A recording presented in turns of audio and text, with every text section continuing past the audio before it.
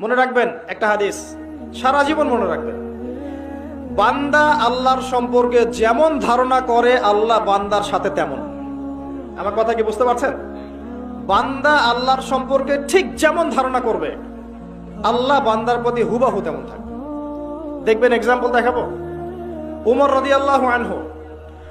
রাদিয়াল্লাহু আনহু বলতেন, দোয়া করতেন যে আল্লাহুম্মা উরযুকনি শাহাদাতান ফি সাবিলিক ওয়া ফি বালাদি নবিক। হে আল্লাহ, আমাকে আপনার নবী মুহাম্মদ সাল্লাল্লাহু আলাইহি ওয়াসাল্লামের শহরে শাহাদাতের মৃত্যু দিয়ে। কথা বুঝতে পারছেন? বুঝেন নাই মনে হয়।